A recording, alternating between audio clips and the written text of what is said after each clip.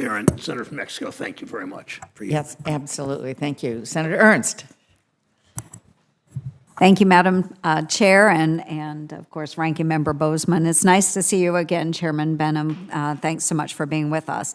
The last couple of weeks, I've been able to visit all across Iowa and hear from my folks as I continue my river-to-river tour.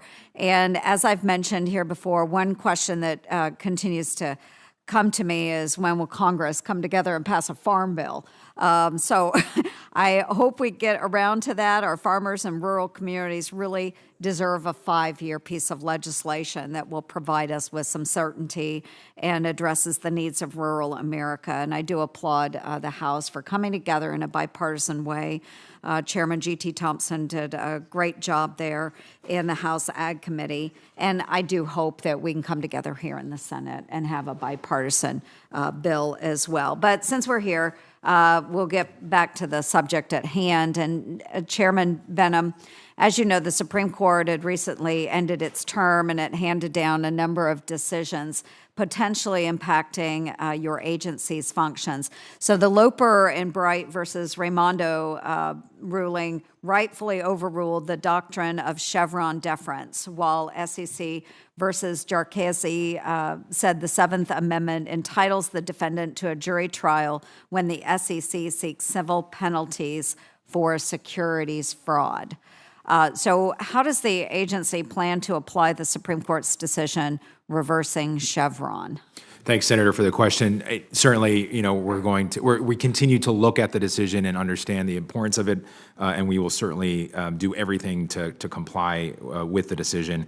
I would say, if you look at the Commodity Exchange Act and the role of this committee in Congress overall vis-a-vis the agency, there is a fair amount of discretion given to the agency in certain areas. There are certainly other areas that is more prescriptive, that the agency needs to do something very clearly and directly. But we will review our rules. We will make sure that it is letter of the law interpretation where it demands that, but also if there is discretion, which in many circumstances, it's important that an agency like the CFTC have some discretion because markets evolve, markets change, and it's important, I think, an agency be able to be nimble to an extent to evolve with markets at a quicker clip than perhaps Congress. So we're going to review our rules, we're going to review the decision, and we're going to ensure compliance with the decision. Do you know, Chairman, approximately how many rulemakings would be impacted by that ruling? So not at this moment, given the sort of recent decision of Loper. We're continuing to review the decision, see how it applies to us, but certainly after we review it, I'm happy to get back to you and your staff and let you know if there's any direct impact or indirect impact for that matter. Yeah, and then are there rulemakings that were subject to litigation where you use Chevron deference as an argument? Well, we do have, and I don't want to get too far into it right now, but we do have open litigation on one matter in 2 different courts, and I do think the defendant did file a motion, citing the Loper decision as a reason why it should be dismissed. But again, in that particular case, there's a fair amount of discretion that we think would allow us to move forward with it. Okay, so that one is being revisited. Of course. Okay, Yeah. Okay, very good. No, I appreciate that. So in the testimony that you had shared with us, you mentioned that the CFTC has brought over 135 digital commodity cases, resulting in billions in penalties and restitution. And so with the Jarchese ruling, are you then as well conducting a review of the ongoing civil enforcement? Yes, the Jarski decision obviously has an impact. There are multiple elements to that decision around administrative law judges, but also administrative proceedings. The administrative law judge, better known as an ALJ, doesn't necessarily apply to us. We haven't really instituted an ALJ at the agency for quite some time. But in terms of administrative proceedings, we're reviewing the ruling right now and the decision and making sure that as we move forward with our enforcement docket, it complies with the decision. Sure. And I know it only applied to the SEC, but will you commit to proactively giving defendants before the CFTC then a jury trial when you're seeking civil penalties and restitution? Absolutely. Okay.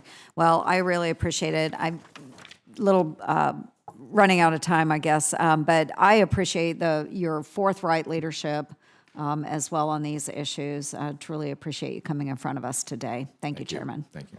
Thank you, Chairwoman.